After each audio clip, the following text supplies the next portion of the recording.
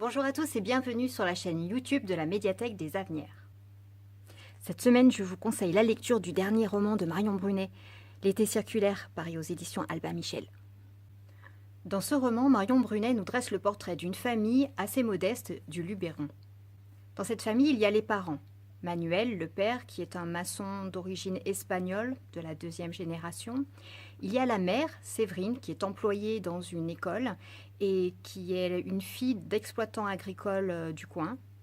Tous deux se sont rencontrés très jeunes et se sont mariés très vite puisque Séverine est tombée enceinte de sa première fille, Céline, et 1 an après naît Johanna.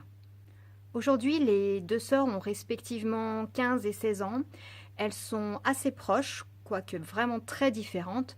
Céline, c'est plutôt la reine de la fête, celle qui est adulée des garçons. Johanna, avec ses 2 yeux verrons, est beaucoup plus réservée. Elle est un petit peu à part dans la famille. Tout ce petit monde vit dans un lotissement social près de Cavaillon. Ils sont modestes, ils ont un peu de mal à joindre les deux bouts, mais pour autant, ils sont heureux.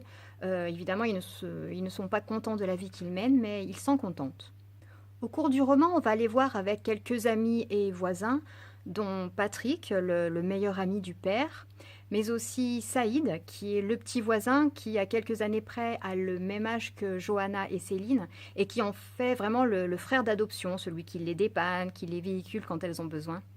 Et pourtant, cette année-là, l'été qui s'annonce ne sera vraiment pas le même que les années précédentes. Et oui, sinon il n'y aurait pas de roman. Cette année-là, la fête foraine n'aura pas la même saveur. Les excursions clandestines dans les piscines des villas cossues alentour n'auront pas le même goût. Bon, vous l'avez compris, quelque chose va se passer. Un événement va venir faire voler en éclats l'équilibre de cette famille et du lotissement tout entier. C'est l'annonce de la grossesse de Céline. Comme sa mère, au même âge. Comme si aussi les erreurs des parents se répétaient aussi inlassablement sur les enfants.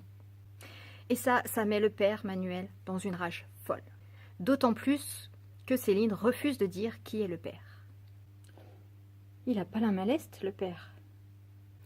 Maintenant, il va falloir vivre avec le regard des autres, le qu'en dira-t-on. Et Manuel, le père, est prêt à en découdre avec le premier qui lui fera une remarque.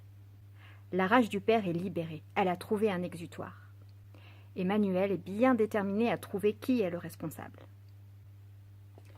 À votre avis, on va avoir le fin mot de l'histoire ? Marion Brunet nous donne à lire dans ce roman un roman noir qui ne ménage pas le lecteur. Elle dresse le portrait d'une société matriarcale encore bien ancrée dans les mœurs.